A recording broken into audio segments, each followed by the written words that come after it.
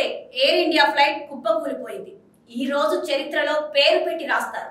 ఏమనంటే India's biggest aviation disaster అని. ఎందుకంటే అహ్మదాబాద్ నుంచి లండన్ కి బయలుదేరిన ఎయిర్ ఇండియా ఫ్లైట్ కూలిపోయింది.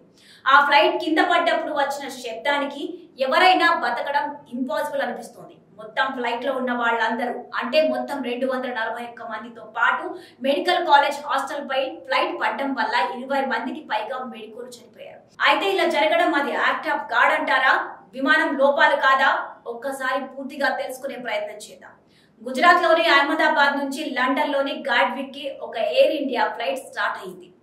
మొత్తం జర్నీ టైం 9 నుంచి 9 గంటల 30 నిమిషాల పాటు ఉంటుంది. అది టేకాఫ్ అయిన కొద్ది సమయానికే మేఘాని నగర్ అనే రెసిడెన్షియల్ ఏరియాలో కుప్పకూలిపోయింది. అందులో మొత్తం 169 మంది ఇండియన్స్, 53 మంది బ్రిటిష్ సిటిజన్స్, 7 పోర్చుగీస్ వాళ్ళు, ఒక కెనడియన్ సిటిజన్, వీళ్ళందరితో పాటు వేరే నేషనాలిటీ వాళ్ళని కూడా కలిపి 12 మంది క్రూ ఎవరైతే ఉన్నారో వాళ్ళని కూడా మనం కలిపితే మొత్తం 243 మంది. వీళ్ళ ప్రాణాలకు సమాధానం ఎవరు చెప్పాలి? తప్పు ఎక్కడ జరిగి ఉండొచ్చు? బోయింగ్ 787 డ్రీమ్ లైనర్ అది. పాత ఫ్లైట్ ఏం కాదు. 2017లో ఎయిర్ ఇండియా లాంచ్ చేసిన ఫ్లైట్ అది. లో కాస్ట్ ఎయిర్ లైన్ అస్సలు కాదు, ఫుల్ సర్వీస్ క్యారియర్. అయితే ఫ్లైట్ 2 రకాలుగా ఉంటాయి. IndiGo, spice jet. ఇవి అంత ఎత్తున ఎగరలేవు. వీటి టికెట్ రేటు కూడా తక్కువగానే ఉంటుంది, కొంచెం చిన్నగా కూడా ఉంటాయి. అయితే ఈ ఫుల్ సర్వీస్ క్యారియర్ ఏవైతే ఉన్నాయో లుఫ్తాన్జా, బ్రిటిష్ ఎయిర్వేస్ ఆ కోవలోకి వచ్చేదే ఎయిర్ ఇండియా కూడా. ఈ ఫ్లైట్స్ ఫుల్ హైఫైగా లగ్జరీగా ఉంటాయి. దీన్ని 2021లో టాటా కంపెనీ వాళ్ళు తీసుకున్నారు.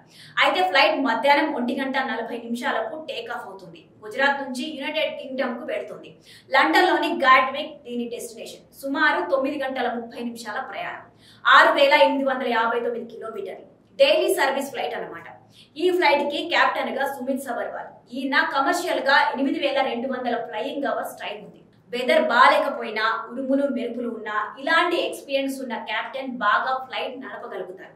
ఇలాంటి వాళ్ళని కెప్టెన్సీగా తీసుకుంటారు. అలాగే 1100 ఫ్లైట్ అవర్స్ ఉన్న కో పైలట్ కుందర్ కూడా ఫ్లైట్ లో ఉన్నారు. అయితే ఇక్కడి నుంచి సమస్య స్టార్ట్ అయింది. కొన్ని పత్రికల్లో ఆర్టికల్స్ ఏం చెప్తున్నాయంటే ఈ సుమిత్ సబర్వాల్ టేక్ ఆఫ్ కి ముందే ఇంజన్ లోని ఇష్యూని రేస్ చేశారు. ఆయనకి ఏటీసీ అంటే ఎయిర్ ట్రాఫిక్ కంట్రోల్ నుంచి రావాల్సిన ఇన్స్ట్రక్షన్ లేటుగా క్లియరెన్స్ అని వచ్చిందట. ఇక ఏం పర్లేదు వెళ్ళొచ్చు అని అనుకున్నారు. అందుకే 1:10 స్టార్ట్ అవ్వాల్సిన ఫ్లైట్ 1:40 వరకు కూడా స్టార్ట్ అవ్వలేదట. అయితే ఎయిర్ ఇండియా అంటే టాటా కంపెనీ అక్టోబర్ 2021లో బిడ్డింగ్ లో టాటా కంపెనీ ఎయిర్ ఇండియాని 18,000 కోట్లు పెట్టి తీసుకుంది. ఇక క్యాంపెల్ విల్సన్, ఇతను టాటా గ్రూప్ కంపెనీకి సంబంధించిన వ్యక్తి. ఎయిర్ ఇండియా గురించి ఎటువంటి ముఖ్య నిర్ణయం అయినా ఈయన తీసుకుంటారు. ఇక పాయింట్ కి వద్దాం. Air India flight take off అయింది. కరెక్ట్ గా టేక్ ఆఫ్ అయిన కొంత సమయానికి 800 ఫీట్ల నుంచి ఫ్లైట్ కింద పడిపోతున్న దృశ్యం మనకు కనిపించింది. అయితే ఇది ఇంజన్ లో ప్రాబ్లం అని ఎక్స్పర్ట్స్ చెప్తున్నారు. ఇక ఫ్లైట్ లో బోయింగ్, ఎయిర్ బస్ అని 2 రకాలుగా ఉంటాయి. ఈ కుప్ప కూలిపోయిన ఫ్లైట్ బోయింగ్ అంటే చాలా పెద్దగా ఉంటుంది. మొత్తం 241 మంది ఆన్ బోర్డ్ ఉన్నారు. ఇక ఇంత పెద్ద బోయింగ్ ని వాళ్ళు కరెక్ట్ గా చెక్ చేశారా లేదా అనేది తెలియాల్సిన విషయం. ఒకవేళ ఇక్కడ కనుక ప్రాబ్లం స్టార్ట్ అయి ఉంటే ఇంజన్ ప్రాబ్లం ని ముందే కెప్టెన్ సుమిత్ సబర్వాల్ గమనించారని చెప్పారు. అదే గనక నిజమైతే మాత్రం ఎయిర్ లైన్ మెయింటెనెన్స్ టీం నుంచి ఇంజన్ మ్యానుఫ్యాక్చరింగ్ టీం వరకు, డీజీసీఏ నుంచి ఇటు పైలట్ వరకు ఇక్కడ ఏ ఒక్కరు నిర్లక్ష్యంగా వ్యవహరించి ఉన్నా వారి వల్ల ఇక్కడ ప్రాణాలు పోయాయని చెప్పొచ్చు. అయితే ఢిల్లీ నుంచి అహ్మదాబాద్ కు ఇదే ఫ్లైట్ లో వచ్చిన ఆకాష్ అనే ప్యాసింజర్ ఈ విమానంలో లోపాలను వీడియో తీశారు. నేను టాక్సీలో కూర్చున్నట్లుగా ఉంది. ఇందులో ఏసీలు పనిచేయడం లేదు, ఉక్కపోత, సీట్ ముందున్న స్క్రీన్ పనిచేయడం లేదు, విమానంలోని సిబ్బందితో మాట్లాడాలంటే బటన్స్ పనిచేయడం లేదు, సీటు పైన ఉండే లైట్లు ఏవి పనిచేయడం లేదు, మ్యాప్ కూడా పనిచేయడం లేదు, అంతా అస్తవ్యస్తంగా ఉందని చెప్పాడు. డ్రీమ్ లైనర్ గురించి చాలా గొప్పగా చెప్పాలనుకున్నాను, కానీ విమానం లోపల ఏవి సరిగా పనిచేయడం లేదని, వరస్ట్ కండిషన్ తో డ్రీమ్ లైనర్ ప్లేన్ ఉందని కంప్లైంట్ చేశాడు ట్వీట్ చేస్తూ. ఆల్రెడీ ప్రాబ్లం ఉన్న ఇలాంటి విమానాన్ని ఎలా నడుపుతారంటూ వీడియో ద్వారా ఆకాష్ ఎయిర్ ఇండియాను ప్రశ్నించాడు. ఇక ఇలాంటి సమయంలో ICAO international civil aviation organization ఈ సంస్థ రంగంలోకి దిగుతుంది. ఈ సంస్థ ఏం చేస్తుందంటే మామూలుగా ఫ్లైట్స్ లో ప్రపంచం మొత్తానికి సంబంధించిన ప్రయాణికులు ప్రయాణిస్తూ ఉంటారు. ఇలాంటి ప్రమాదం ఏవైనా జరిగినప్పుడు ఈ సంస్థ ప్రమాదం ఎలా జరిగిందో ఇన్వెస్టిగేషన్ చేసి నిజానిజాలను బయటపెడుతుంది. గ్లోబల్ గవర్నింగ్ బాడీ అన్నమాట. ఇక ఫ్లైట్ క్రాష్ అవ్వడానికి 5 ప్రైమరీ రీజన్స్ ఉన్నాయని చెప్పొచ్చు.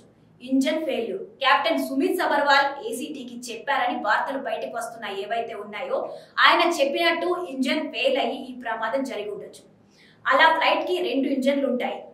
ఈ 2 ఇంజన్లు ఒకేసారి ఫెయిల్ అయిపోవడం వల్ల కుప్పకూలిపోయింది.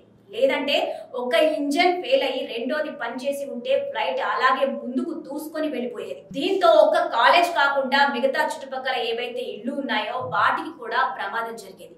ప్రాణాపాయం ఇప్పటికంటే ఇంకా ఎక్కువగా జరుగుండేది. ఇక రెండో కారణం టీమ్ సెట్టింగ్స్, ఫ్లాప్ సెట్టింగ్స్. అంటే ఫ్లైట్ కి ఉన్న రెక్కలు ఏవైతే ఉన్నాయో అవి ఏ యాంగిల్లో ఎంత వరకు లేపాలి, ఏ యాంగిల్లో సెట్ చేస్తే కరెక్ట్ గా రీచ్ ఉంటుంది అన్నమాట. ఇలా కరెక్ట్ హైట్ కి రీచ్ అవ్వకపోయినా ప్రమాదం జరుగుండొచ్చు. రిటైర్డ్ ఏవియేషన్ ఎక్స్పర్ట్స్ చెబుతుంది చూస్తే ఫ్లైట్ టేక్ ఆఫ్ అవుతున్న టైంలో ఫ్లైట్ వింగ్స్ ఏవైతే ఉన్నాయో అవి గురుత్వాకర్షణ శక్తికి యాంటీ డైరెక్షన్ లో పనిచేస్తే ఒక్కసారిగా టేక్ ఆఫ్ అవుతుంది. కానీ నిన్న జరిగిన ప్రమాదంలో గురుత్వాకర్షణ శక్తి, గ్రావిటీ శక్తికి వింగ్స్ యాంటీగా పనిచేయలేదు.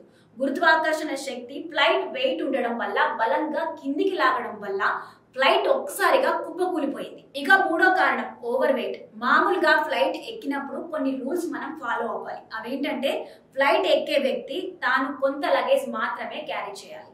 లగేజ్ చెకింగ్ లో ఎంత వెయిట్ ఉండాలి ఇదంతా ఫ్లైట్ దృష్టిలో పెట్టుకొని పేలోడ్ క్యాలిక్యులేషన్ చేస్తారు. ఈ పేలోడ్ క్యాలిక్యులేషన్ లిమిట్ కూడా ఓవర్లోడ్ అయ్యి ఫ్లైట్ ప్రమాదం జరిగే అవకాశం ఉంది. ఇక నాలుగోది flight control manufacture. Flight takeoff అయ్యే సమయంలో సరైన చెక్స్ చేయకపోయినా ప్రమాదాలు జరగవచ్చు.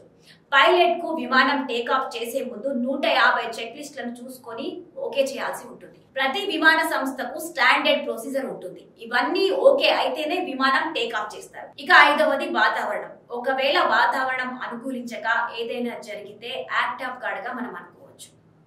అంటే ప్రతిసారి ఫ్లైట్ బయలుదేరే ముందు కొన్ని చెక్ చేస్తారు. ఫ్లైట్ కండిషన్ ఎలా ఉంది అని, గాల్లో ఎగరగలుగుతుందా లేదా అని.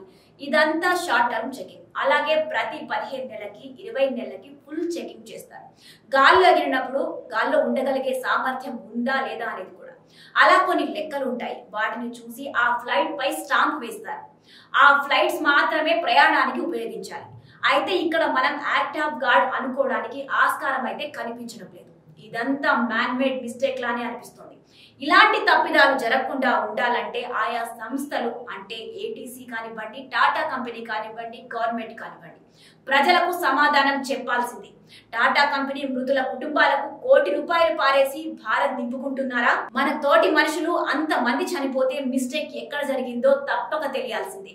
ఇలాంటి ఒక రోజు మళ్ళీ రిపీట్ అవ్వకుండా ఉండాలంటే, తప్పు మళ్ళీ జరగకుండా ఉండాలంటే ప్రభుత్వం తప్పు ఎక్కడ జరిగిందో ఇన్వెస్టిగేషన్ చేసి ప్రజలకు తెలియజెప్పాల్సిన బాధ్యత ఎంతైనా ఉంది. ప్రయాణికుల ప్రాణాలను కాపాడడానికి ఏదైనా సీరియస్ చర్యలు తీసుకుంటారా అనేది ప్రశ్నలానే మిగిలిపోతుందా? అహ్మదాబాద్ విమాన ప్రమాదానికి ఉగ్రవాద సంస్థపైనో ఉగ్రవాద చర్యపైనో ఇలాంటి రీజన్ చూపించి తప్పించుకోలేరన్నదైతే వాస్తవంగా కనిపిస్తోంది. కేంద్ర ప్రభుత్వం తప్పు ఎక్కడ జరిగిందో ఇన్వెస్టిగేషన్ చేసి ప్రజలకు తెలియజెప్పాల్సిన బాధ్యత ఎంతైనా ఉంది.